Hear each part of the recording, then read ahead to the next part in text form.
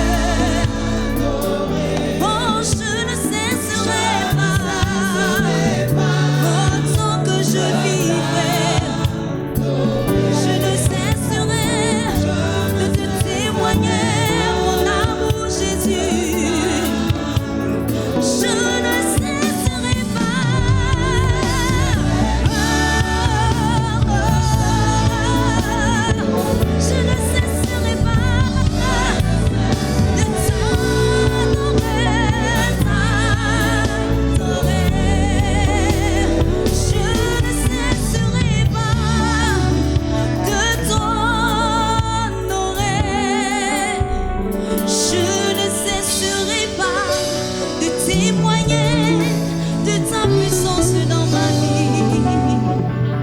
Je ne cesserai de t'acclamer. Je ne cesserai d'acclamer tes œuvres. Je ne cesserai de témoigner ton nom, tes merveilles. Alléluia.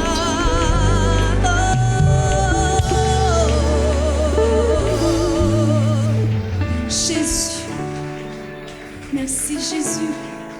Nous ne cesserons de parler de toi. Nous ne cesserons de t'aimer, Seigneur. Ton amour est si exceptionnel, Seigneur.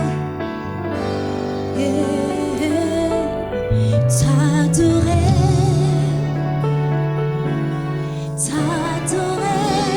oh Seigneur. On désirait de t'aimer, t'adorer.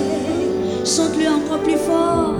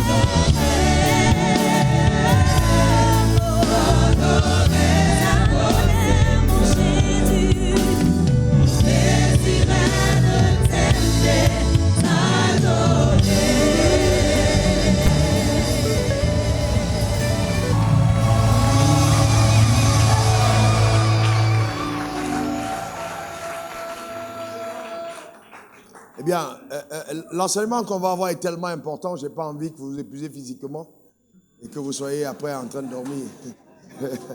Et quand on vous demande après le culte, comment c'était le culte, c'était puissant. On a dansé. Voilà, mais après, bon, qu'est-ce que le pasteur a dit? Waouh, c'était grave, la présence de Dieu. Voilà. Amen. Amen. Alors, mets ta main sur ton cœur, s'il te plaît. Nous allons prier. Nous allons demander à toutes les personnes qui sont connectées en direct, même ceux qui suivent en différé cet enseignement, mets ta main sur ton cœur, s'il te plaît. Père, je veux te rendre grâce pour ta fidélité. Merci pour le privilège que tu nous donnes d'accéder à un autre palier de compréhension du monde spirituel, de son fonctionnement et des réalités qui, pendant longtemps, sont restées occultées pour plusieurs. Oh Dieu, tu as dit, vous connaîtrez la vérité et la vérité vous affranchira. Que la parole de vérité, la parole révélée, apporte une liberté totale, une liberté dans l'âme, liberté dans l'esprit, guérison dans le corps, restauration par tes pouvoirs, au nom suprême de Jésus. Père, ton peuple est à tes pieds, attendant de toi que tu fasses quelque chose, que tu agisses, que tu interviennes. Père, merci, parce que personne ne repartira d'ici, ou alors ne se déconnectera en disant, j'ai perdu mon temps. Mais non, bien au contraire, chacun dira, j'ai été enrichi, j'ai été béni, j'ai été transformé, j'ai été changé, j'ai été visité, j'ai été en contact avec la puissance surnaturelle de Dieu, j'ai été instruit, je suis passé en autre palier, ma vie n'a plus jamais été la même. Qu'il en soit ainsi, au nom suprême de Jésus. C'est pourquoi, très humblement, je place une demande devant ton trône, que ton huile, que ta grâce, que les dons qui sont en moi soient actifs de façon visible et palpable pour apporter une révolution éternelle dans la vie, dans la société. Au nom suprême de Jésus, j'ai prié. Quelqu'un dise Amen 3 fois. Amen, Amen, Amen. Tu peux t'asseoir dans sa glorieuse présence.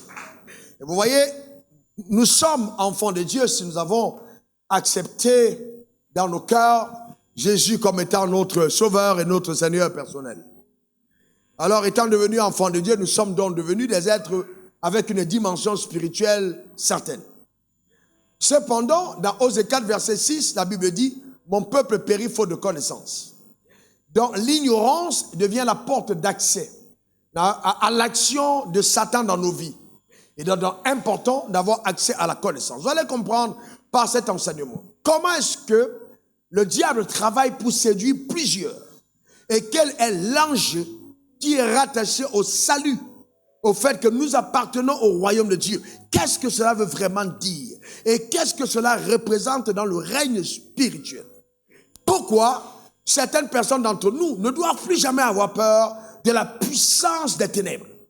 À quel rang et à quelle classe vous appartenez? Quelle est votre place spirituellement parlant? Et comment devez-vous donc activer les leviers qui vont permettre votre propulsion dans la société, votre établissement et votre règne? Pourquoi? Certains concepts enseignés par la religion ont été des complices destructeurs de Satan, nous maintenant en captivité et empêchant que nous puissions jouir de la pleine rédemption accordée par Christ. Quel a été, par le sang de Jésus versé à la croix, le rôle majeur joué? Et qu'est-ce qu'aujourd'hui ce sang nous donne comme privilège sur la terre des hommes? Pourquoi nous n'allons pas attendre le ciel pour voir le règne de Dieu? Pourquoi Jésus a dit, quand vous priez, dites que ton règne vienne, que ta volonté soit faite sur la terre comme au ciel. Autant de réponses que le Saint-Esprit en peu de temps nous apportera. Ma prière, c'est que Dieu te donne d'avoir accès à cette lucarne éclairée et qu'il amplifie dans ton homme intérieur cette vérité qui a été simplifiée, mais qui va t'amener en autre palier. Bienvenue à l'univers de la connaissance. Alors, écoute-moi bien.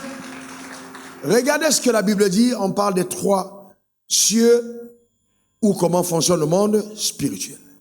Matthieu 6, versets 9 à 10. Jésus enseigne à ses disciples comment prier. Il dit, voici donc comment vous devez prier. Notre Père qui est aux cieux. Soulignez qu'il dit aux cieux, pas au ciel. Donc, notre Père qui est aux cieux, que ton nom soit sanctifié, que ton règne vienne et que ta volonté soit faite sur la terre comme au ciel. Cette fois, il ne dit plus cieux, mais ciel. Par ça, nous voyons clairement que Jésus nous montre qu'il n'y a pas un seul ciel, mais plusieurs. Et que, justement, le désir de Dieu, c'est que sur la terre, nous vivions en parfaite adéquation avec la pensée arrêtée de Dieu, pas dans les cieux, mais dans le ciel. Lequel? 2 Corinthiens 12, versets 2 à 4. La parole s'explique par elle-même. Nous devons faire tout pour ne pas trouver par notre intelligence des réponses à la vérité. La Bible s'explique par elle-même. Je connais un homme, ça c'est l'apôtre Paul qui parle, en Christ, qui fut, il y a 14 ans, ravi jusqu'au 3e ciel. Si ce fut dans son corps, je ne sais. Si ce fut hors de son corps, je ne sais. je le sais. Et je sais que cet homme, si ce fut dans son corps ou sans son corps, je le sais, Dieu le sait, fut enlevé dans le paradis et qu'il entendit des paroles ineffables qu'il n'est pas permis à un homme d'exprimer. Donc, vous voyez, dans ce texte, l'apôtre Paul nous montre clairement qu'il existe un troisième ciel. Il dit qu'il a été ravi au troisième ciel. D'accord? Il a été ravi au troisième ciel. Et donc, c'est vraiment important que nous le comprenions. Et donc, s'il existe un troisième ciel, au moins c'est clair qu'il existe un premier et qu'il en existe un deuxième. La Bible ne parle pas d'un quatrième ciel. Non, pas du tout. Mais d'un troisième. Alors, le troisième ciel a été aussi appelé par l'apôtre Paul le paradis. Le troisième ciel est dans le lieu où réside la puissance de Dieu, le règne de Dieu. C'est là, au troisième ciel.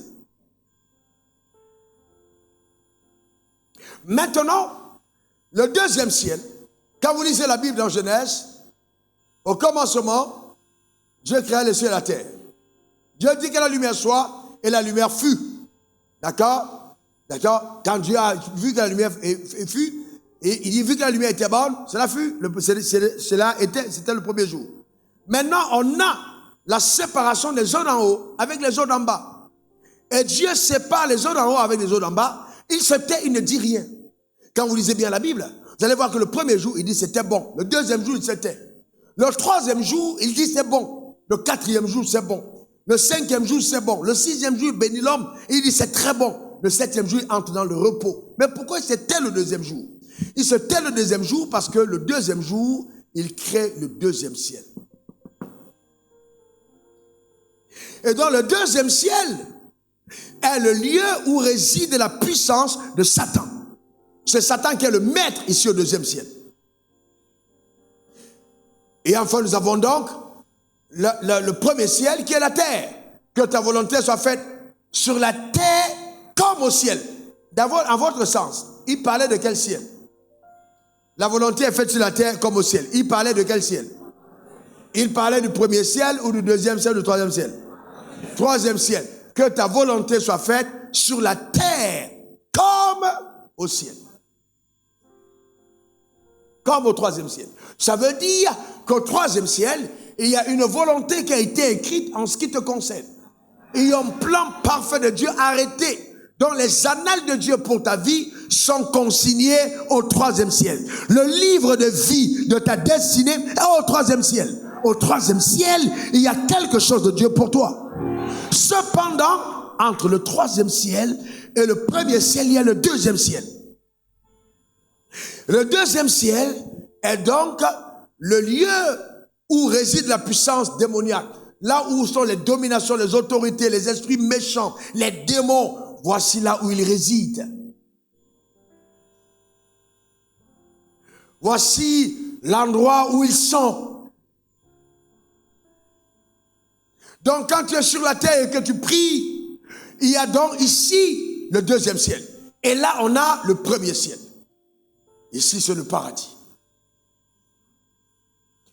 Tous les hommes qui naissent sur terre, suivez-moi attentivement, tous les hommes qui naissent sur terre, après le péché d'Adam, naissent sous le contrôle du deuxième ciel, de la puissance de Satan.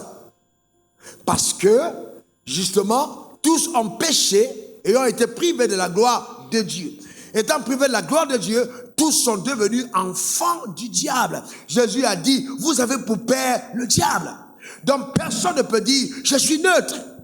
Il y a des gens qui disent, non, moi je suis neutre. Non, pas du tout. Non, pas du tout. Donc, et toutes les personnes qui sont ici, sur terre, qui n'ont pas Jésus, sont de facto du deuxième ciel. Ou sous le contrôle du deuxième ciel. Ce qui te connecte au troisième ciel, c'est la nouvelle naissance. On ne peut être citoyen de la patrie céleste que si on a accepté Jésus dans sa vie, Jean 1,12, à ceux qui l'ont reçu, à ceux qui croient en son nom, il leur a donné le pouvoir de devenir enfants de Dieu. Maintenant, un enfant de Dieu est connecté au troisième ciel. Alors, nous sommes assis avec Christ dans les lieux célestes. On parle de quel ciel? Au troisième ciel. Donne-moi ton meilleur amen. Donc, tu dois prendre conscience de ta double identité. L'identité terrestre qui fait de toi un humain et l'identité divine qui fait de toi un divin. Et ta position divine, c'est au troisième ciel, au-dessus de toute autorité, de toute domination, de toute entité satanique. En fait, ta position en Christ t'a donné une immunité et une invulnérabilité légale et légitime de par ta position. Tu es là, mais tu es connecté à cette dimension. Le drame, c'est que beaucoup d'entre nous, nous ne le savons pas. Ou alors c'est rester au niveau de notre intelligence, ce n'est pas une révélation que nous avons en nous. Donc quand le petit sorcier du village se tient là, et tu vas voir, on tremble, sans savoir que c'est l'ignorance qui nous fait trembler. Que si tes yeux s'étaient ouverts, tu ferais trembler les sorciers. Parce que ta position est élevée, bien au-dessus de celle des sorciers. Vous comprenez ça? C'est clair et net. Donc c'est pas les multiples prières, feu, qui vont te donner le pouvoir sur ces forces. Non, c'est d'abord la révélation de ton identité, de qui tu es en Christ. C'est crucial. Quelqu'un dise révélation. Quelqu'un dise encore révélation. Le manque de révélation de ton identité va te rendre déséquilibré. La raison pour laquelle les femmes luttent pour porter le nom de quelqu'un sur leur corps, c'est parce qu'elles ne savent pas qui elles sont.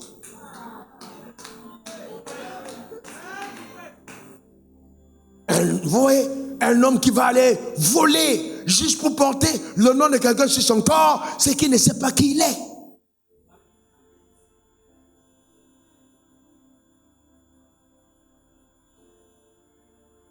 Assis dans le lieu céleste en Christ. Alors cet endroit, l'apôtre Paul l'a appelé le paradis. Le paradis. Dans le troisième ciel est un endroit paradisiaque. Oh, quelqu'un dit, oh. Alors écoute-moi bien, que ta volonté soit faite sur la terre comme en d'autres termes, fais déménager le paradis du ciel et amène-le dans ton environnement terrestre. C'est extraordinaire. La Bible est tout à fait limpide. Donc, vous voyez, c'est là. Maintenant, le deuxième ciel, on a là la résidence de toutes les loges que vous connaissez. Franc plombier, rose béton, etc. Tout ça, c'est ici. Les marabouts, les sorciers, c'est là. Donc, et toutes les personnes, quand tu vas voir, on jette le courrier, on dit, je vais te dire, et on commence à te raconter ta vie. Parce que dès que vous montez là, vous commencez à voir le passé, le présent, le futur en même temps. Donc, dès que vous êtes monté, parce que vous là, dans le monde spirituel, il n'y a pas de jour. On regarde comme ça, on voit tout. C'est-à-dire quand on voit tout en même. Donc le fait que quelqu'un vienne te dire, oh Dieu m'a donné une parole, voilà, Dieu me montre que, bon, et puis te donne même la couleur de ton caleçon, ça ne veut pas dire que c'est Dieu. Parce que cette révélation, elle est surnaturelle, mais tout ce qui est surnaturel n'est pas forcément divin. Pour votre gouverne, dès que vous traversez cet endroit, vous entrez dans le surnaturel. À partir du deuxième ciel, on commence à voir des choses. Donc il faut faire attention. Il faut faire très attention. Il faut faire très très attention. Et donc on a là, c'est leur siège. Et en bas ici, on a le premier ciel. Ça c'est le règne de l'homme. Ici c'est Dieu, là c'est le règne du diable. Ici, c'est le règne de l'homme. Mais vous observez que le règne de l'homme est le règne le plus faible. Un homme sans alliance est un homme en danger. Parce que si tu n'as pas d'alliance, et c'est pourquoi Si quelqu'un est attaché à Satan et que toi, tu n'as pas une alliance constante avec Satan, il est plus fort que toi. Voyez-vous, parce que là, il est monté jusque-là. Donc, eux, ils ont ce qu'ils appellent grade. Ils montent escalier, 27e grade, 32e grade, 34e grade, 35. Tout ça, c'est bon. Mais nous, qu'est-ce que Jésus a fait? Quand on est né de nouveau, non, il n'a pas dit ça fait des grades là. Escalier, c'est trop compliqué. Je vous porte et je vous amène avec moi une fois là en Christ. Ce n'est pas une affaire de grader. Vous ne montez pas à moi. Je suis descendu à vous et je vous ai porté pour vous amener à moi là-haut. Assis dans mon règne. Je suis assis en Christ. Donne-moi le meilleur des amens. Et je règne en lui. Dis encore amen. Assis en Christ et je règne en lui. Écoute-moi bien. Vous allez comprendre pourquoi Satan me déteste. Parce qu'il sait les choses que je sais. Il a peur. Regarde bien. Quand le diable te voit, le diable connaît ta vie. Il voit ton étoile. C'est pas pourquoi rien que quand Jésus est né, il y avait beaucoup de bébés qui naissaient. Les Nathanaël, les Bénébiliel, tout ça sont nés à la même époque. Mais on n'a pas pu chercher les autres. Parce que les étoiles là, c'était pas significatif. Satan a dit laissez-les tranquilles. Dans une équipe, quand il y a un grand joueur, on met 2 défenseurs derrière. Donc plus tu attaques, mieux tu es important. Parce qu'on a repéré ton étoile. Allez demander à Moïse. Il ne savait pas encore prier, il ne savait pas encore parler, il était déjà attaqué. Allez demander à Joseph, vendu par ses frères. Allez demander à Moïse. C'est l'histoire commune des gens de grande destinée. Parce que l'étoile a été repérée. Mais ce que Satan oublie, c'est que comme tu n'as pas été responsable de la brillance de ton étoile, celui qui a fait briller ton étoile devient responsable de te mener à accomplir. Tu as compris maintenant, tu as bien compris, tu as compris. Tu comprends ce que je veux dire? Donc il perd son temps. Il perd son temps. Il perd. Il fait quoi? C'est pourquoi même quand tu ne savais pas prier, même quand tu ne savais pas jeûner, tu étais dans les bars. Tu n'étais pas dans les bars au même titre que tout le monde parce que ton étoile avait commencé à jeter ses rayons. Le monde spirituel est assez complexe. Voyez-vous? Et Dieu donne toi briller. Dans le diable, quand il voit ça, il répète. Alors, il y a une autre stratégie. Il se dit, bon, comme on ne peut rien faire contre lui, ayons-le pour nous. Parce qu'il faut bien comprendre que la naissance du deuxième ciel vient de la rébellion à l'autorité. Donc, Satan a voulu devenir comme Dieu. Et ton désir le plus ardent, qui n'a pas abandonné jusqu'aujourd'hui, c'est que les hommes l'adorent. Il est énervé. C'est-à-dire la position qui l'énerve le plus, c'est de te voir à genoux devant le ciel. Quand tu es à genoux devant le ciel, tu peux énerver comment Satan voit. Satan est fâché. Quand tu lèves tes mains, tu dis, oh doux Jésus. Il dit, j'aurais tant aimé qu'on dise ça pour moi. Donc souvent, il vient se déguiser. Et il prend l'apparence de l'ange de lumière pour t'amener à l'adorer. Mais toi et moi, on ne va jamais l'adorer. Comment ton meilleur amen? Jamais de l'adorer. Dis après moi, Satan, tu n'auras jamais mon adoration. Même dans le sommeil, même en rêve, je ne t'adorerai jamais. Jamais de la vie. Est-ce que quelqu'un comprend ça? Pas possible.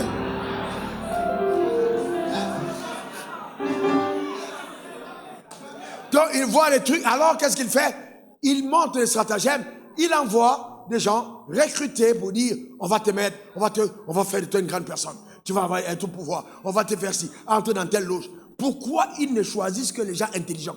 Pourquoi ils ne choisissent que les gens d'un certain calibre? Parce qu'ils ne repèrent que les personnes que Dieu a déjà préparées. Non, frère, je vous pose une autre question. Vous pensez que tous les gens qui sont dans les siècles là, ils réussissent? Est-ce qu'ils réussissent? Il y en a qui ne réussissent pas. On vous fait montre seulement ceux qui sont arrivés à la... Mais tout cela, c'est parce que Dieu les avait préparés. Mais ils ont tourné le dos à Dieu. Même Satan, il brille parce que c'est Dieu qui l'a fait briller. Tu ne peux jamais obtenir sur le soleil les choses que le ciel ne t'a pas réservées. Impossible. Mais Satan va vouloir que tu l'obtiennes dans ses voies. Mais même si tu réussis à l'obtenir dans ces voies, n'oublie pas que la fin de tous ceux qui ont servi Satan, c'est l'enfer. Ça s'appelle quoi? L'enfer. L'enfer, l'étang ardent de feu qui ne s'éteint point, comme un lac, mais pas d'eau, mais de feu. Là, il y a des pleurs, des cris, des graissements de dents pour l'éternité. Et c'est pour ça que Jésus a dit, à quoi sert-il un homme de gagner le monde s'il se perdait ou se détruisait lui-même? À quoi ça sert? Ça ne sert à rien de gagner ce monde, d'avoir des percées à gauche, à droite, si on perd son âme. Parce qu'il y a le paradis pour ceux qui servent Dieu. Amen. Alléluia. Et certains d'entre nous ici dans la salle, nous sommes propriétaires ici. C'est incroyable. Voyez-vous, c'est incroyable. Les gens se vendent, j'ai acheté des maisons à New York, à Hong Kong. Mes frères, d'autres disent que non, ils ont fait le voyage à la Lune. Ça, c'est petit. Moi, je suis propriétaire là. Jésus a dit, je m'en vais vous préparer une place, afin que là où je suis, vous y soyez aussi. Je m'en vais vous construire des maisons. Je veux vous construire des maisons. Ce n'est pas vos architectes là, on dit les architectes chevronnés.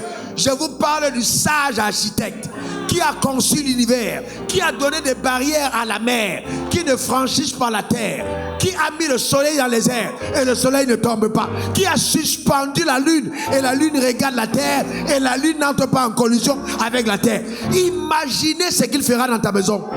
Imagine le chef-d'œuvre. Je ne peux pas rater ça. Je n'ai pas envie de rater ça.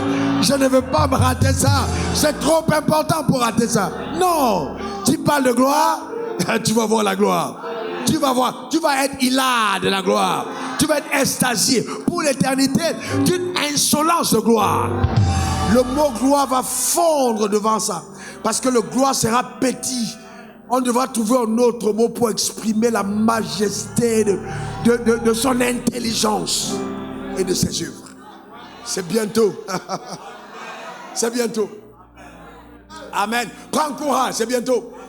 Quelque chose que tu traverses et endures, réjouis-toi quand même d'appartenir au royaume des cieux. C'est la plus belle récompense, c'est le plus beau cadeau que Dieu t'ait fait. Réjouis-toi d'avoir ton nom écrit dans le livre de vie. Réjouis-toi à cause de cette place qui est tienne.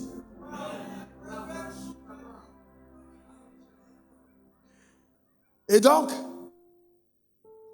la conquête, c'est ici, dans les deux mondes-là, les deux règnes, le règne de Dieu et le règne du diable, ont une seule bataille. Ils veulent posséder la terre. C'est une invasion.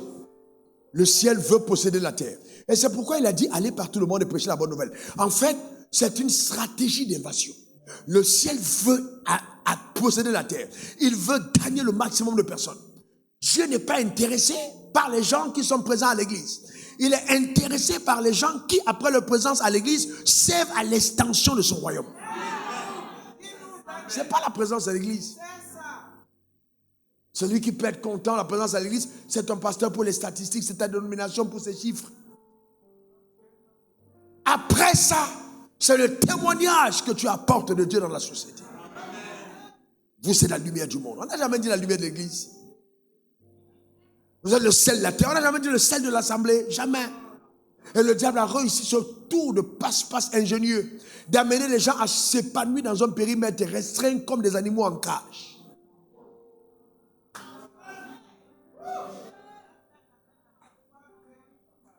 On doit aller plus loin. Quelqu'un dit amen. Nous sommes intelligents. On doit voir plus loin. On doit voir plus loin que ça. On doit épouser le système de pensée de Dieu. Donc il y a là la conquête de la terre. Le diable veut les hommes pour lui. Il veut les hommes. Et Dieu veut les hommes. Parce que Jésus est mort pour les hommes. Alors il y a une conquête. Cependant, écoute-moi attentivement. On ne naît pas ici. Alors non, là, non. Cette sphère-là, c'est pour les ultra privilégiés. Les VIP. Ça, les enfants de Dieu, c'est un cercle vraiment restreint. Là. Pour y arriver, c'est pas le pont. Non, il n'y a pas de bateau, il n'y a pas d'avion. Tu dois passer par la croix. C'est le seul chemin. Et là, pas n'importe quelle croix, la croix de Christ. Si le nom de Jésus n'est pas accepté dans ton cœur, tu ne passes pas de l'autre côté. Jamais. Il faut que tu passes par la croix. Et le passage par la croix t'amène de l'autre côté. Si la croix pour toi est une honte, un scandale, c'est ton problème. Oh non, moi avec les gens de ces églises là qui crient trop, c'est ton problème. Autant crier dans une salle fermée que de crier dans un lac de fer. Hein? Frère, attention. Et c'est nos cris conscients. Et je veux dire à quelqu'un, parce que j'entends le Seigneur me rappeler de le dire, tous les décrets qui ont été pris à partir du deuxième ciel sont pris d'un pouvoir élevé. Donc, c'est comme une décision qui a été prise en cour d'appel. Vous avez décidé quelque chose ici, la cour d'appel l'a invalidé. Qu'est-ce qui a plus de pouvoir? Cour d'appel. Parce que c'est une cour élevée. Les magistrats qui sont plus respectés que ceux de la première chambre. Pourquoi? Parce que c'est un... Mais là maintenant, si Satan a décidé que tu ne seras pas heureux, toi tu as décidé sur la terre que tu vas réussir. La cour d'appel dit, on a fait appel sur ton cas. Tu ne réussiras pas. Bien terminé. Tu vas tourner gauche, droite, gauche, droite, rien du tout. La seule chose qui changerait la décision de la cour d'appel s'appelle une cour de cassation. Et je suis venu en quelque temps dire quelques phrases avec effet de cassation. C'est-à-dire remettre en cause des jugements qui ont été prononcés par le deuxième ciel à ton égard. Et donc quand une décision est prise ici, cette cour de cassation est la suprême. Elle est au-dessus, elle est irrévocable. Quand elle a décidé, alors tout ce qui a été dit ici est invalidé. Investi des pouvoirs de cette cour, je déclare et établis sur ta vie. Ils ont dit que tu seras malade tous les jours de ta vie, mais moi je dis que la bonne santé est ton pouvoir, est ta possession, dans le nom suprême de Jésus. Ils ont dit que tu vas échouer, mais je dis que tu réussiras au nom suprême de Jésus. Ils ont dit que tu ne vas jamais te marier, mais moi j'annonce qu'il y aura embouteillage de fiançailles. De fiançailles dans le nom suprême de Jésus. J'annonce le contraire de ce qui a été annoncé par la cour qui t'a condamné dans le nom suprême de Jésus. Car il est écrit, plus de condamnation pour quiconque est en Christ Jésus. Soyons libérés dans le nom suprême de Jésus. Donne-moi 3 bons amen. Que quelqu'un dise c'est mon partage. Que quelqu'un dise c'est ma portion. Que quelqu'un dise c'est mon héritage. Alléluia.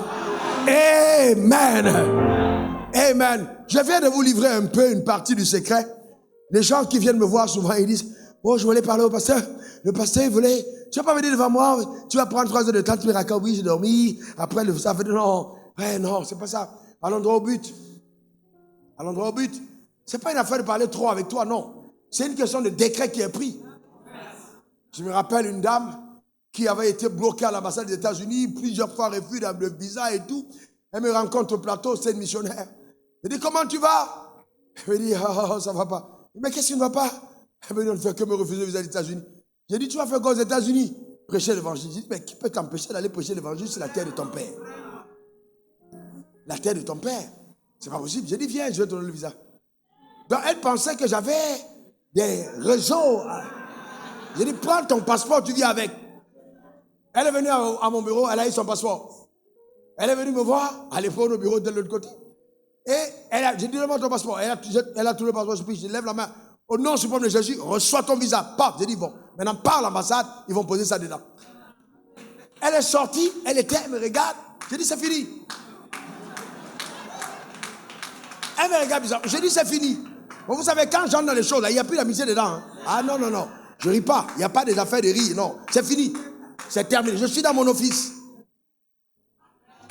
Tu peux mettre ami en général, il est en train de commander ses troupes et tu dis, oh Gaston, comment tu vas? Hé, le gars, Gaston, comment tu vas? C'est pas une affaire de Gaston. Je suis en service. Est-ce que quelqu'un comprend ça? Et donc, elle est partie, et tu veux bien, à l'ambassade des États-Unis. J'ai dit, quand tu vas arriver là-bas, tu vas prendre ton visa, tu ne vas pas demander. Et qu'est-ce qu'ils font? On met demande de visa. Non. Moi, je ne demande pas le visa, je vais prendre le visa. C'est une différence. Je demande au père et je prends à l'ambassade.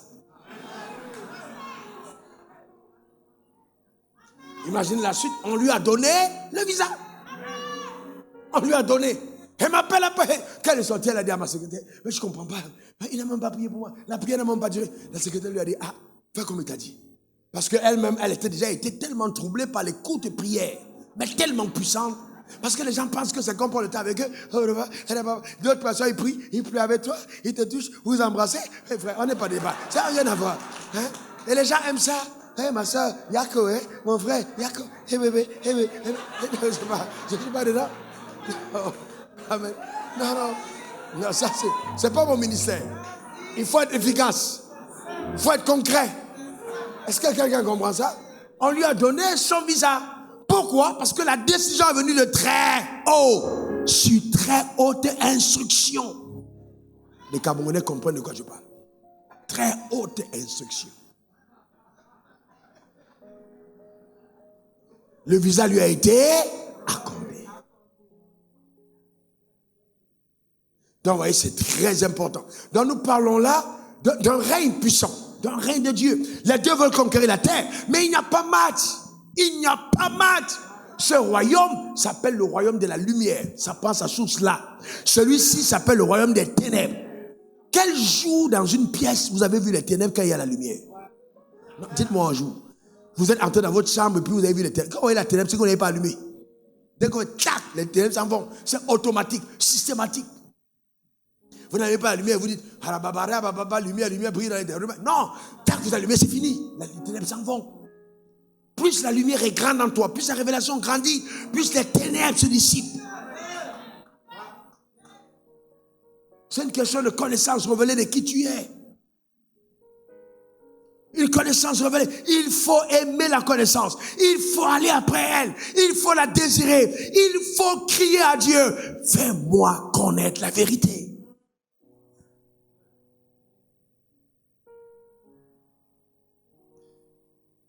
Hélas, beaucoup d'entre nous, on s'arrête aux choses au premier palier. Et je vais vous dire, pour continuer, que souvent, il peut se trouver que tu pries, tu cries ici, tu cries, tu es là, tu cries, mais Dieu dit, je veux accéder à toi. Tu ne peux pas. Parce que légitimement, les portes des cieux sont fermées sur ta vie. Je ne peux pas accéder à toi. Et il dit, apporte à mes trésors tes dîmes et tes offrandes. Mets-moi ainsi à l'épreuve, tu verras si je n'ouvrirai pas pour vous les écluses des cieux. Donc je vais ouvrir les deux. Tchac. Ok, là, il y a une descente. Donc, tu as là quelque chose qui t'attend. C'est peut-être même ton avion. Ça doit descendre, mais c'est fermé. Regardez, c'est au deuxième ciel que Lucifer a combattu Daniel. Dès le premier jour, il a prié. On a dit qu'il a été exaucé. Mais le roi de Perse a combattu. Le ciel était fermé. Ça n'a pas pu descendre. Il y a des moments où pour que la percée s'opère, certaines lois doivent être mises en marche pour ouvrir. On appelle ça la déchirure prophétique. Forcer le passage. Imposer un couloir diplomatique.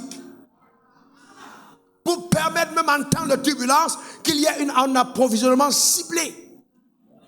Parce que même la guerre qu'il y a en Ukraine avec la Russie, il y a un couloir humanitaire qui permet que certaines personnes soient approvisionnées. Et les gens sur la terre, parmi nous, quelle que soit la guerre qu'il y a au ciel, il y a un couloir, il y a une porte, il y a une fenêtre. Elle est ouverte sur ta vie, permettant que le ciel achemine aux siens ce qui doit leur être dû. Amen. Et c'est ça la grandeur de Dieu. Donc, ne te reste pas là pour dire oui, vraiment, je ne sais pas. Non, Dieu est puissant. Dieu est extrêmement puissant. Et avançons. Les deux royaumes veulent conquérir la terre. Vous savez, l'une des choses que le diable a réussi, intelligemment, subtilement, c'est d'amener les croyants à être complices eux-mêmes de leur propre embrigadage, leur propre emprisonnement, leur propre limitation. L'or et l'argent manifestent le pouvoir du premier ciel. Le règne humain, la richesse, les richesses, la politique. Dans le règne humain, dans l'organisation du règne humain, la politique joue un rôle vital dans l'organisation des sociétés. Sans politique, il n'y a pas d'existence sociétale.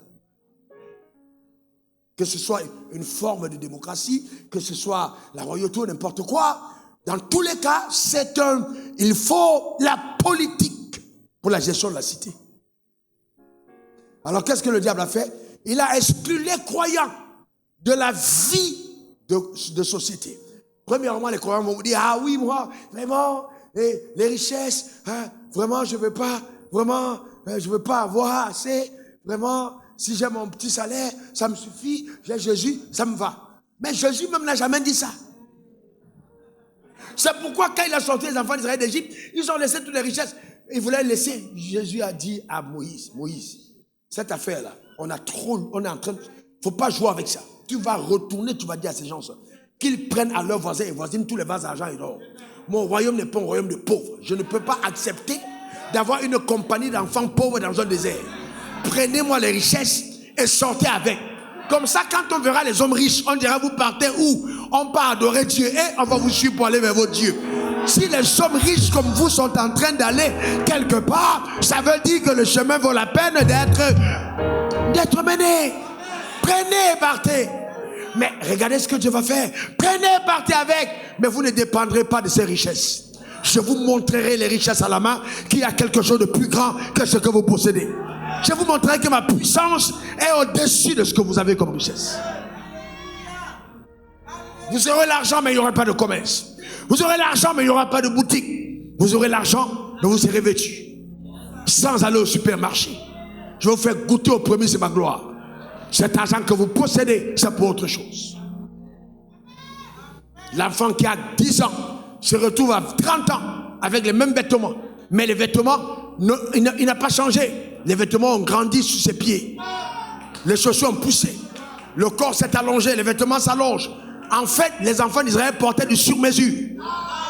C'était pas des affaires, aller à la boutique, on a pris pour tout le monde, non, sur mesure. Dieu les a habillés sur mesure. Quand Dieu t'habille, c'est sur ta mesure. Il connaît les millimètres. Quand ton corps prend un peu de poids, il ajuste sur mesure, quotidiennement. Quelqu'un me donne son meilleur amen. Dis encore amen. Ben, nous parlons de la gloire, nous parlons de la gloire de Dieu, la vraie gloire. Pas la gloire de Dieu, la gloire. Hey, imaginez, vous savez quand je lis la Bible, à ce moment je m'arrête, je crie, je dis Dieu, waouh, tu es juste Dieu, waouh, waouh, waouh. Hey, tu n'aimerais pas faire ça? Tu avais 10 ans, tu arrives à 30 ans, c'est la même chaussure, elle a poussé sur ton pied, elle a grandi, elle s'est ajustée, tes vêtements, rien ne s'est usé. Je te montre qui il est. N'est-ce pas puissant ça? C'est extraordinaire. Et donc quand on est là, on dit, ah, je vais à l'église. Frère, arrête simplement de dire je vais à l'église. Il faut maintenant que tu soupires après la puissance de Dieu. Je veux voir ta puissance. Je veux voir ta gloire. Montre-moi ta gloire. Montre-moi ton visage. Montre-moi qui tu es. Je veux voir ta gloire.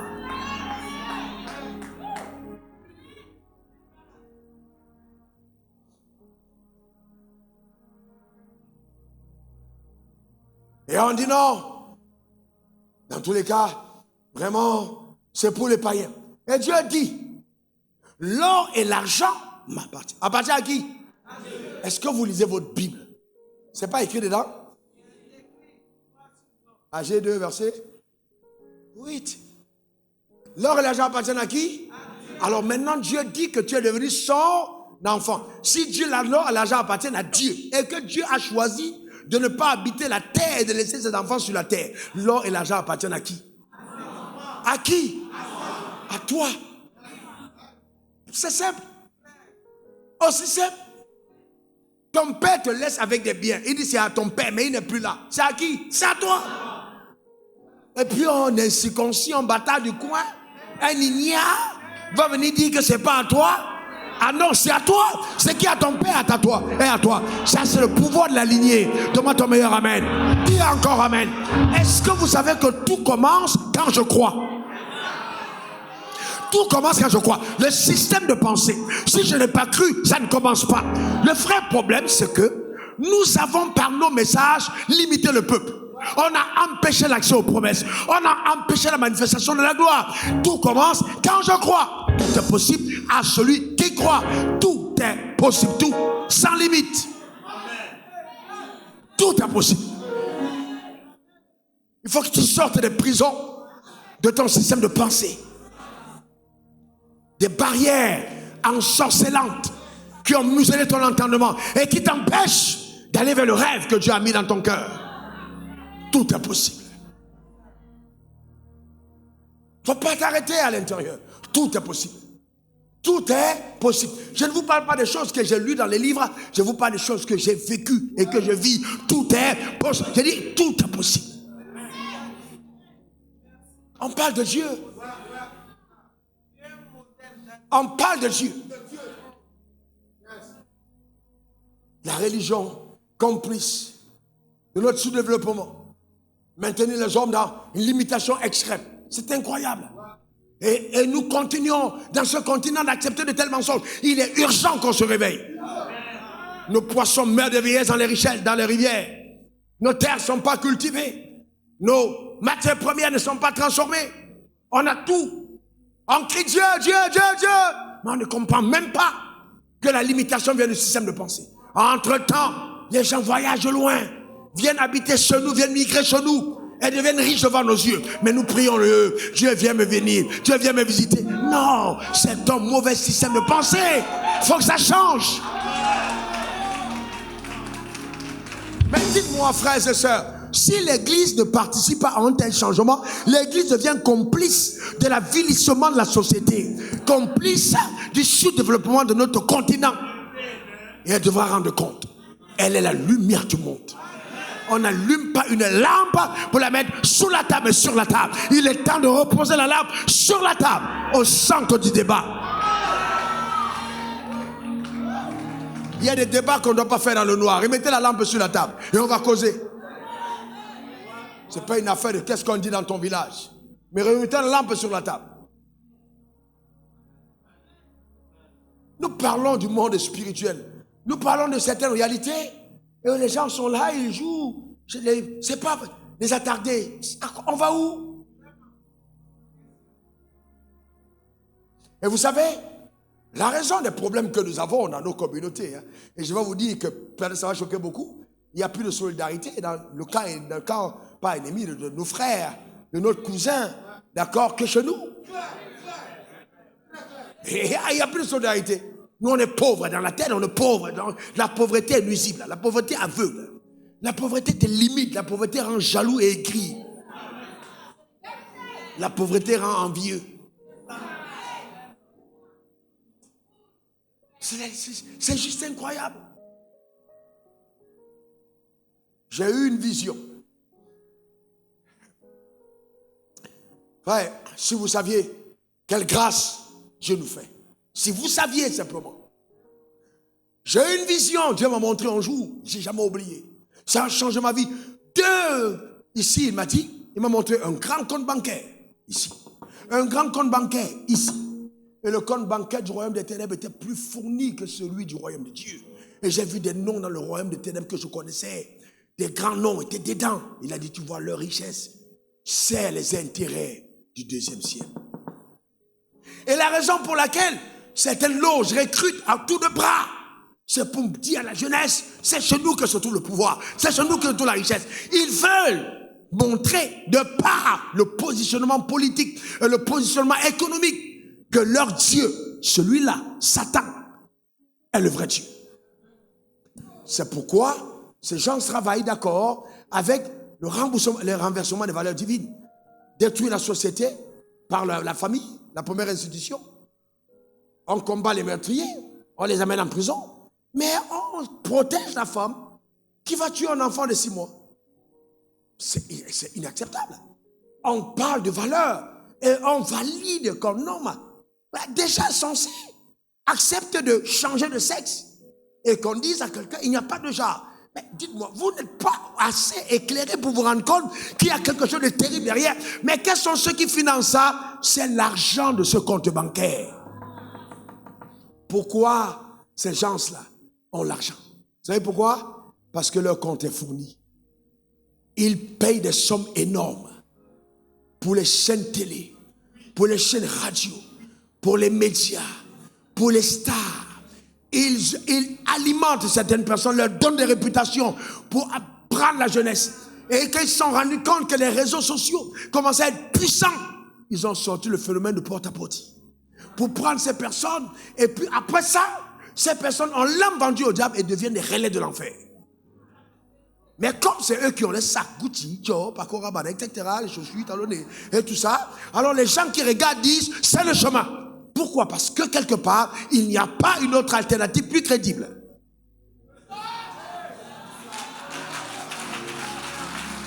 Et donc nous devons être plus concrets dans notre approche de la vérité. Je peux continuer de parler? Vous êtes sûr? Je peux continuer de pousser? Dieu dit qu'il a fait de nous un royaume et des sacrificateurs. N'est-ce pas? Qui croit ce que Dieu a dit? Il a fait de nous un royaume et des sacrificateurs. Mettez-moi le texte d'Apocalypse. Il a fait de nous un royaume et des sacrificateurs pour Dieu, notre Père. À lui soit quoi? Premier mot, c'est quoi? À qui la gloire? Et la puissance à qui? Au siècle des... Très bien. À qui la gloire? À Dieu. À qui la puissance? À Dieu. Mais, frères et sœurs, la puissance, la gloire, à Dieu. C'est pourquoi je refuse de prêcher dans l'évangile sans puissance. J'ai dit, Dieu, aide-moi à ne jamais amener les gens à peine leur temps, le dimanche ou le mercredi ou lors des réunions. Vous êtes très occupés. Dans un temps, au monde aussi agité, pour donner 2 heures en perte. Il faut la puissance générée par la parole. Il faut quelque chose de tangible dans ta vie. Donne-moi ton meilleur amen. Dis encore amen. C'est à Dieu qu'appartiennent. C'est à Dieu. Donc regardez maintenant le monde politique. Romains 13, 1. Regardez, regardez, vous allez voir des choses simples. Hein? Que toute personne soit soumise aux autorités supérieures, car il n'y a pas d'autorité qui ne vient de Dieu. Les autorités qui existent ont été instituées de Dieu. Les autorités qui existent ont été instituées. On n'a pas dit établies, instituées. Oui, et instituées par Dieu. C'est Dieu qui a institué les autorités. Donc l'organisation de la société, le poste de président, qui l'a institué? C'est Dieu. Premier ministre qui a institué. Tous ces trucs organisationnels, le fonctionnement de la société, viennent de Dieu. Parce que le royaume des cieux est un royaume organisé. C'est pour ça que quand vous connaissez Dieu, vous respectez l'autorité. Et nous sommes tellement loin de la vérité que même à l'église, il y a des gens qui n'ont pas de respect pour l'autorité de leur pasteur. Vous ne respectez pas votre pasteur, comment vous respectez Dieu? Qui est le pasteur, qui est de Dieu, est la figure visible de l'autorité de Dieu que tu adores. Si tu ne le respectes pas, comment tu respectes Dieu? C'est pas possible. Et donc, et nous ne comprenons pas, Dieu a établi les autorités dans le monde politique. Dans son fonctionnement, c'est Dieu qui l'a établi. Donc maintenant, nous nous mettons en marge du fonctionnement du monde politique. Donc le siège là que Dieu a préparé, c'est le chef d'État, premier ministre, ministre et tout. Qui va s'asseoir dessus? Dieu a préparé des sièges pour que les gens occupent. Et vous dites, nous, on n'est pas dedans. Est-ce que vous n'êtes pas en train de dire à Dieu, on s'en fout de toi, ta manière d'avoir organisé mon là, on s'en moque, amène-nous au ciel. C'est ce que ça veut dire. Amène-nous au ciel. Tu en as fait de politique, les hommes vont être chefs d'État. Et il a pris le soin de vous montrer dans la Bible qu'il a les hommes comme Daniel, les hommes comme Joseph, Shadrach, Abednego, c'est dans ta Bible, les hommes comme Abraham, les hommes puissants. Mais toi tu dis, c'est papa, moi, amène-moi au ciel. Beaucoup d'entre nous, c'est au travers du feu qu'on va entrer là-haut. Parce que tu es en train de rejeter l'organisation sociétale de Dieu. Dieu te dit, sois maire. Tu dis non, vraiment, les affaires de politique là, on ne peut pas être un politicien sans mentir. C'est pas parce que les gars ont fait les promesses qu'ils n'ont pas tenues que tu es obligé de mentir. On ne peut pas être politicien sans voler. Mais c'est pourquoi certains d'entre vous soyez puissants financièrement. Et soyez faits dans la politique pour donner à la société. Si tu sais que quand tu vas mourir, tu n'emportes rien, tu as besoin de voler 5 000 milliards, 1000 milliards. Si tu es conscient de l'éphémérité de la vie, tu ne peux pas penser que laisser des milliards à tes enfants, c'est ce qui est bon. Parce que c'est laisser Christ à tes enfants qui est meilleur. Donc tu ne vas pas laisser les objets voler à tes enfants. On a besoin. Je suis en train de parler, probablement, sûrement. Le futur chef d'État d'un pays m'écoute. Je suis sérieux. J'étais en train de prier aux environs de 1h45, 2h. Quand j'ai entendu cette voix de l'esprit me dire, tu ne mourras pas que tes yeux auraient vu ce que je te demande d'annoncer demain. Je te garantis, je verrai ça de mes propres yeux.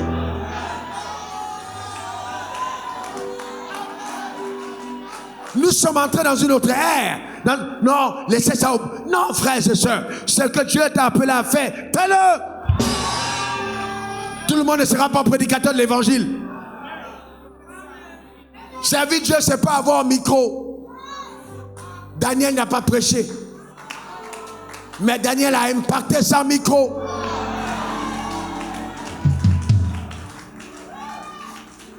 Quelqu'un me donne son meilleur amen. Que cela soit ton partage.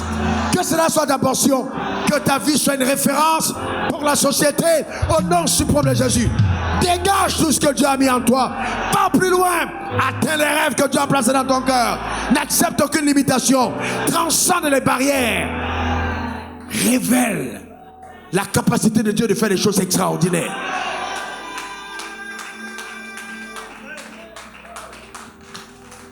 Alléluia. Demande ton meilleur amen. Dis encore amen. Mais pour ça, et je termine avec, je chute avec, pour ça, vous devez passer à l'école de Dieu. J'étais à l'université, c'est bon. Harvard, c'est bon. Cocody, c'est bon. Goïkele, c'est bon. Fantastique. Mais il te faut, école de théologie, c'est fantastique. Mais il te manque une école, c'est celle de Dieu. L'école de la connaissance de sa puissance. Dieu se servira des hommes qui connaîtront sa puissance. La connaissance de sa puissance. Ou la tangibilité de son pouvoir se fera voir. Il m'a montré les deux royaumes. Les deux. Il y avait là. Et notre compte bancaire était tout petit. Et mon compte bancaire était dans le compte bancaire du royaume des cieux.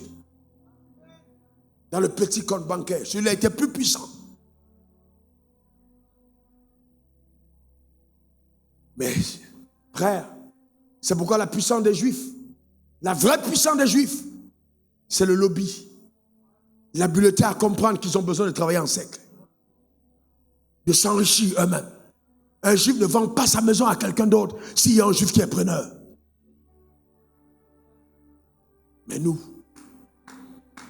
dès que tu sors ici, ta coiffure, c'est ailleurs. Tu as dit, tout ailleurs. Rien n'est dans le royaume. On n'a pas appris à comprendre ce que c'est que le royaume. Je prie que tout soit un, qu'il soit parfaitement un. C'est là que le monde verra qu'ils sont mes disciples. C'est ce que Jésus a dit.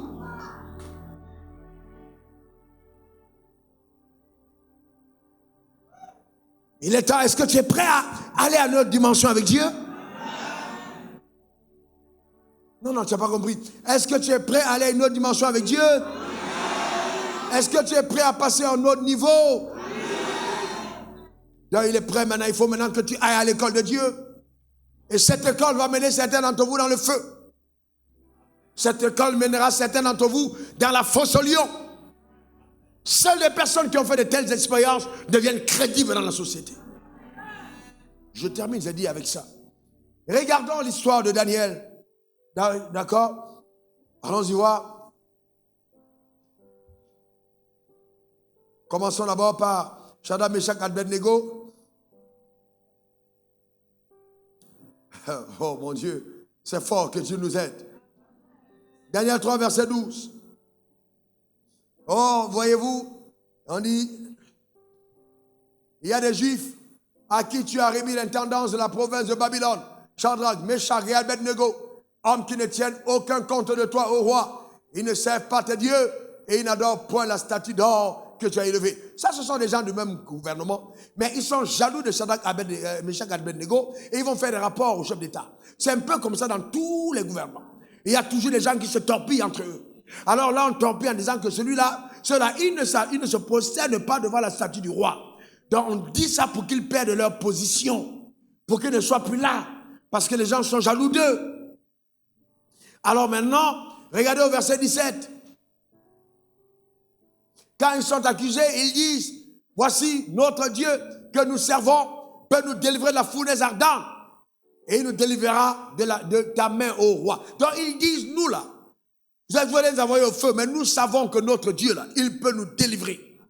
Et ils n'ont pas manqué de respect. Ils disent, oh roi, c'est toi qui es roi. Tu es assis sur le trône que Dieu a façonné lui-même. C'est Dieu qui t'a mis roi. Mais jamais nous, on te respecte, mais tu n'auras pas notre cœur. Tu auras notre soumission en tant qu'autorité, notre respect, mais notre adoration ira à Dieu. Jamais, Nebuchadnezzar, on ne va se posséder devant tes dieux. On ne va pas se compromettre. Combien de croyants, j'ai vu moi-même des croyants qui étaient zélés croyants. On a dit, bon, si tu n'es pas entré dans notre loge, tu ne peux pas être nommé. Pour un poste de directeur, ils ont laissé la foi. Ils sont allés maintenant dans les loges et ils commencent à rationaliser. En tout cas, nous sommes en train de, nous faisons de bonnes œuvres, nous faisons ci. J'ai dit, maudit, maudit, maudit. Ce qui t'arrive là est dangereux pour ton âme. Parce que quand tu commences à compromettre ton salut pour le manger, tu es maudit. On a besoin des gens, tu es maudit. Frère, je te dis la vérité, tu es maudit. Ta fin, c'est l'enfer. Tu ne peux pas avoir rencontré Jésus, connaître Jésus, entendre parler de Jésus, aller entrer dans ces choses pour un poste. Ta fin sera bientôt. Non seulement tu as fini, mais tu iras en enfer. Les heures de gloire de tels hommes, c'est juste devant les autres. Mais ils sont misérables. Quand ils dorment chez eux, misérables, ils sont déséquilibrés. Seul Jésus peut donner l'embellie à une vie. Ne les enviez pas. Shadrach, Meshach, Abednego, on dit non. On ne va pas adorer ton Dieu. Jetez-nous dans le feu si vous voulez. Le Dieu que nous connaissons là, nous délivrera de vos mains. Il faut garder l'intégrité. Et il y aura davantage de pression. La toile est tissée. Il y aura davantage de pression. Mais je vais vous dire une chose. Même parmi eux là, il y a des gens qui au fond d'eux ont besoin d'un témoignage, ont besoin d'une lueur de lumière. Et Dieu t'a mis au milieu d'eux afin que par ton témoignage, même jusqu'à la tête, on sache que Jésus est puissant. Parce que si, à cause du pain, tu rénies ton appartenance à Christ, alors comment sauront-ils que c'est la vérité? Comment sauront-ils que c'est la vérité?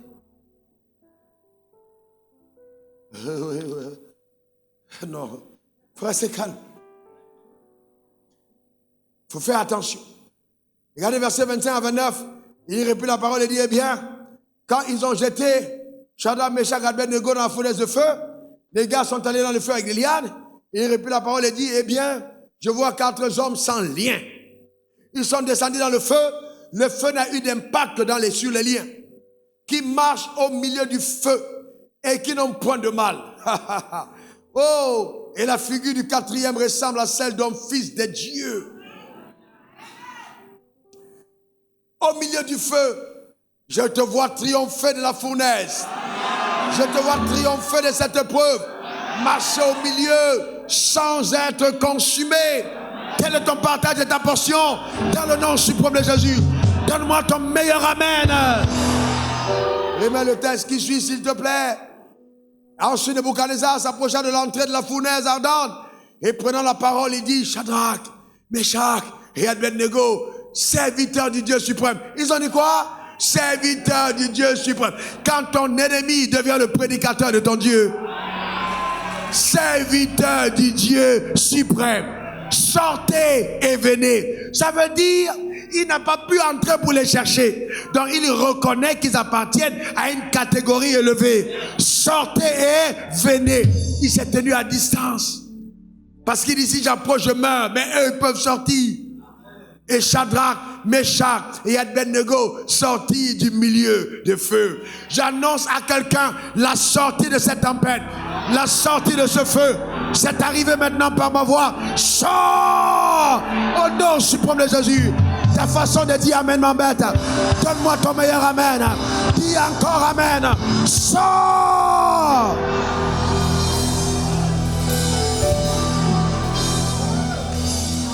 Verset 27. Les satrapes, les intendants, les gouverneurs et les conseillers du roi s'assemblèrent. Ah, c'est un conseil de gouvernement même. Vu que le feu n'avait eu aucun pouvoir sur le corps de ces hommes. Comment allaient-ils savoir qu'ils étaient spéciaux s'ils n'étaient pas allés dans ce feu? Est-ce que vous savez les hommes qui marchent avec Dieu, s'ils vous racontent leurs épreuves, c'est ce qui font d'eux ce qu'ils sont devenus.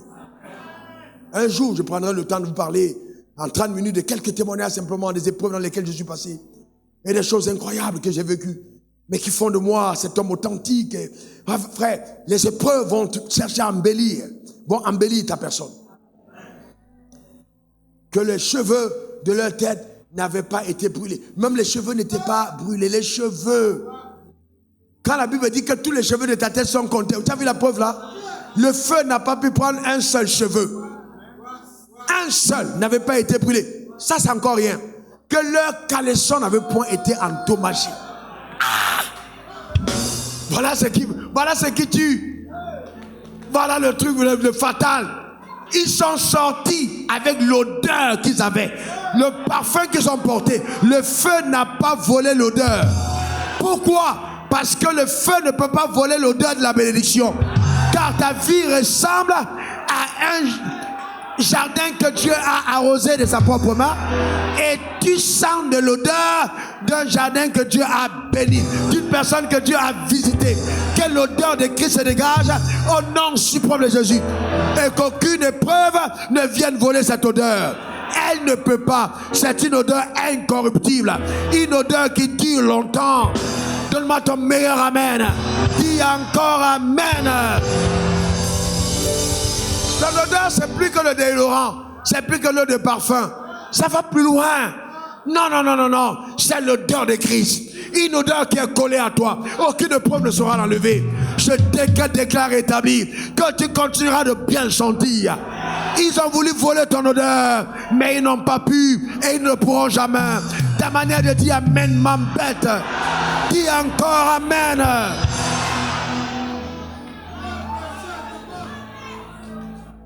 Continuons, frères et sœurs. J'aime bien ce texte. Nebuchadnezzar prit la parole et dit: béni soit le Dieu de Shadrach, Meshach, Abednego et Wapho, lequel a envoyé son ange et a délivré ses serviteurs qui ont eu confiance en lui et qui ont violé. C'est-à-dire lui-même, il bénit ses collaborateurs d'avoir violé son ordre, qui ont violé l'ordre du roi et livré leur corps plutôt que de servir et d'adorer un autre Dieu que leur Dieu. Alors dites-moi, s'il n'avait pas tenu ferme, comment est-ce que ce roi allait savoir que Dieu est puissant? Est-ce que vous savez que certaines persécutions sont des opportunités? Certains problèmes que vous traversez, c'est le moment de montrer que votre Dieu est Dieu. Petit problème de loyer là, te voilà déjà couché dans tous les hôtels de la ville. Loyer, oh Dieu.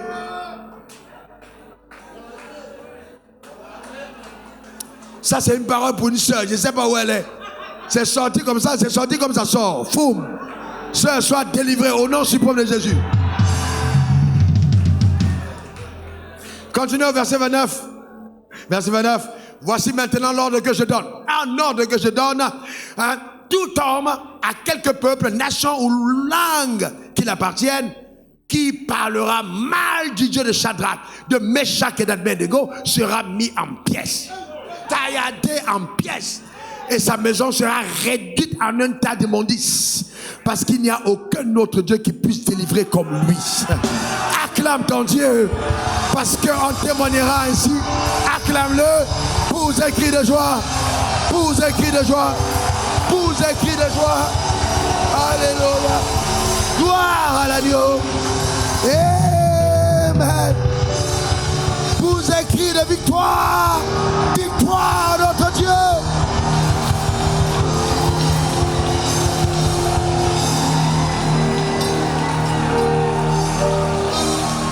Alléluia.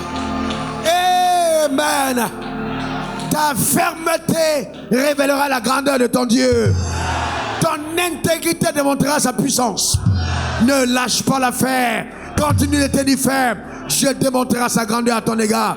Donne-moi 3 bons amen. Frère, que Dieu bénisse ta vie. Que Dieu arrose ta vie.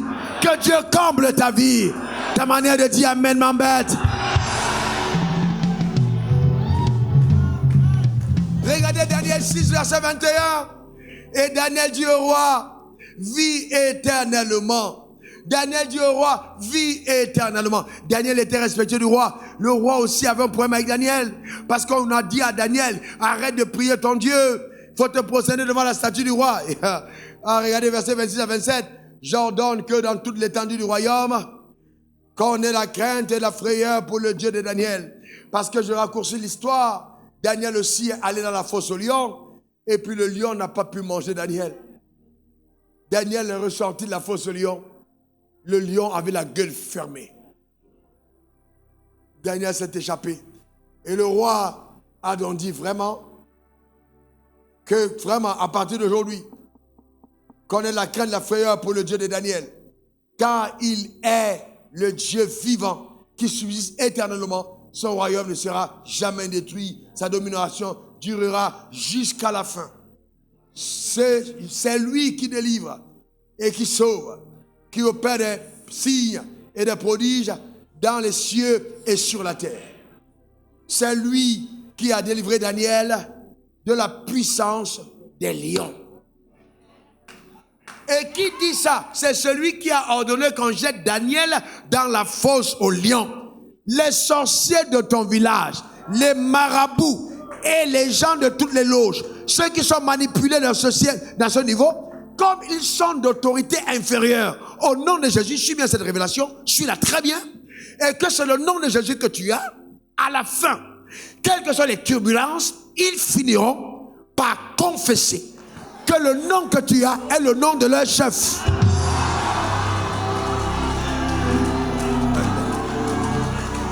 Tu n'as pas bien compris. Colossiens 2. Vous avez tout pleinement en lui, qui est quoi? Le chef de toute domination et de toute autorité. Qui est le chef? Qui est le chef? Donc quand les gens te résistent, c'est pour voir si vraiment c'est le chef qui t'a envoyé. Donc quand tu tiens ferme, ils sont obligés eux-mêmes de confesser. Tout genou fléchira et toute langue confessera que Jésus-Christ est Seigneur, à la gloire de Dieu le Père. Donc quand tu es ici, ne te laisse pas intimider par qui que ce soit. La Bible déclare que tu es la lumière du monde. On n'allume pas une lampe pour la mettre sur la table, mais sous la table afin qu'elle brille. J'entends le Saint-Esprit me dire que ta brillance augmente, que ta lumière luise devant les hommes, que ton courage révèle le témoignage de Christ. Tu es le sel de la terre. Ne perds pas ta salaison. Garde-la, préserve-la, car c'est à cause de ta présence que la terre a du goût. Une sauce sans sel est une sauce fade. Une terre sans ta présence est une terre fade. Que ta présence apporte de l'embellie sur la terre et ramène de l'ordre. Donne-moi 3 bons amen. Lève tes mains vers le ciel et bénis Jésus. Bénis-le, bénis-le, bénis-le. S'il te plaît, bénis Jésus. Rakatabrendo cabre sota kebre. Randerebo sarababo reke. Bénis Jésus. Bénis-le. Déclare à Jésus que tu vas te tenir courageusement pour lui. Dans le monde des affaires, dans la politique, partout. Tu acceptes de passer dans le feu, d'entrer dans la fosse au lion. Oh, élève ta voix, élève ta voix. Déclare-le, confesse de tes propres mots. Affirme-le, affirme-le. Me voici, Seigneur. Me voici pour faire ta volonté. Tu peux compter sur moi. Par ta grâce. Oh, élève ta voix. Quand fait éclat, à fibre établie, Rando Catabre, Sota Cabra. Oh!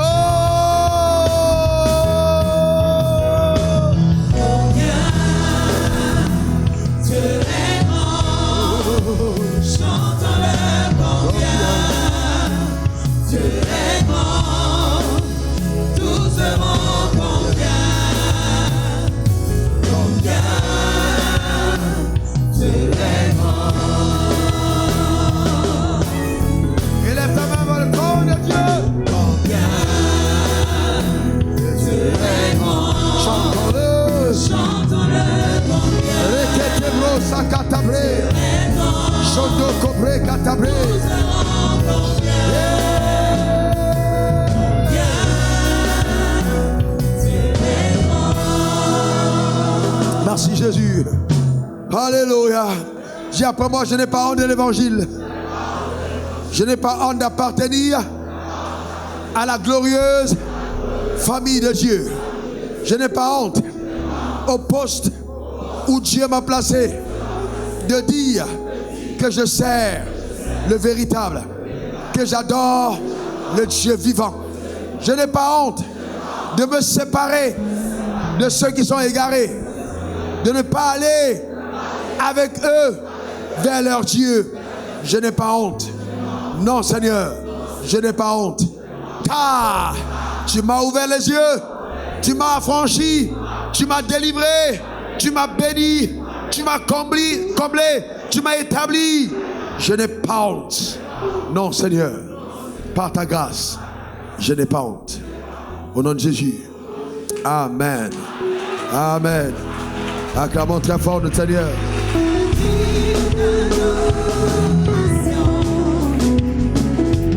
Et mon cœur chantera, quel grand que tu es.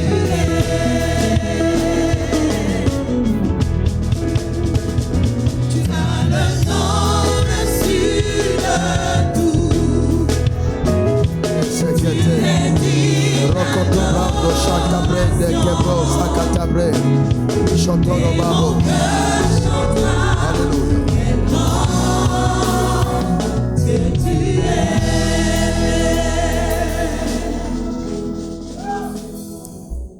Tu es venu ce matin, tu es connecté ce matin. Et vraiment cette parole, c'est ta parole. Dieu a prévu dans son agenda que tu transites des ténèbres vers la lumière, que tu passes par la croix de Christ pour appartenir à l'autre royaume. Restons debout, s'il vous plaît, si vous pouvez. Restez debout, c'est très bien. Lève ta main, s'il te plaît, là où tu es. Non, non, pas tout le monde, pas tout le monde. J'ai dit, si tu veux vraiment te donner à Christ, l'accepter dans ta vie comme étant ton Seigneur et ton Sauveur personnel, tu crois que ce message, c'était ton message. Et aujourd'hui, tu veux passer de l'autre côté, quitter les ténèbres vers la lumière. Lève maintenant ta main. Lève ta main, je vais prier pour toi. Oh là là, venez, venez, venez tous.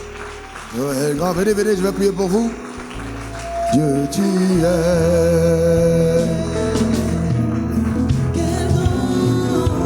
Quel grand Dieu, tu es.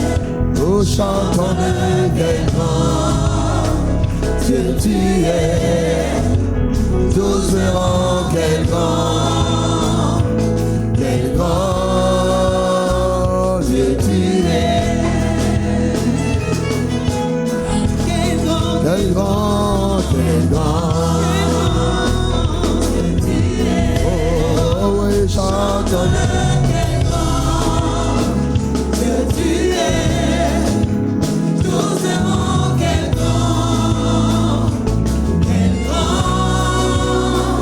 Dieu tu es.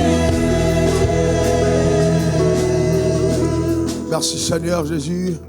Eh bien, nous attendons toujours que les personnes retardataires avancent.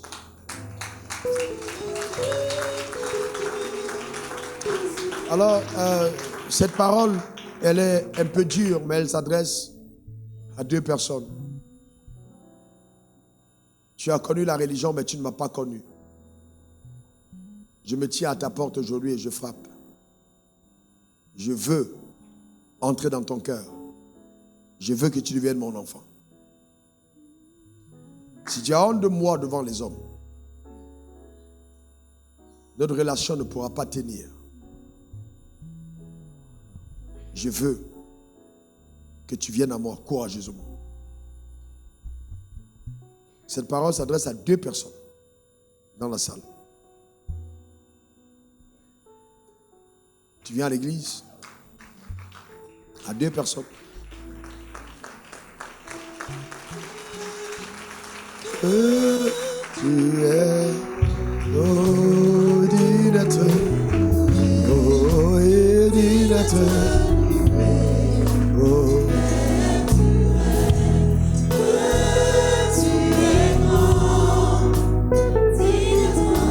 À cause du temps, comme les 2 personnes sont venues, lève notre main droite vers le ciel.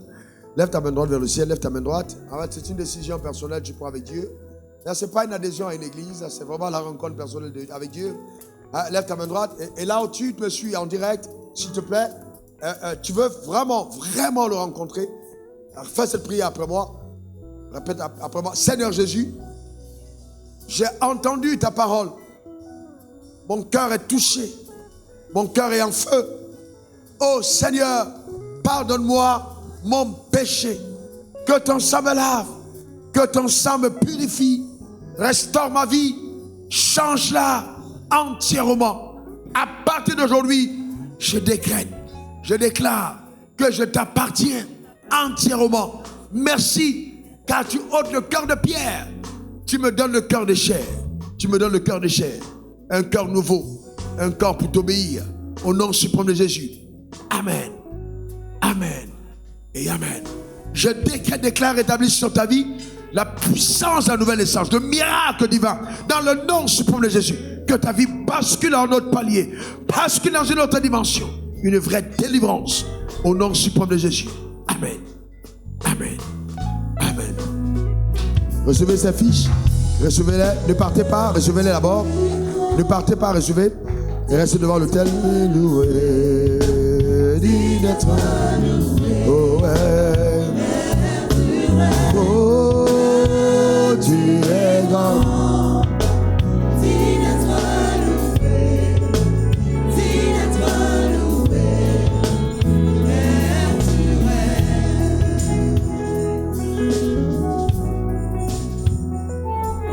Vous avez été bénis par ce message. Votre foi a grandi. Il a participé à l'embellissement de votre vie et de votre destinée. Je voudrais vous encourager à soutenir ce ministère, cette église, par vos dons. Eh bien, faites-les parvenir aux adresses qui suivent.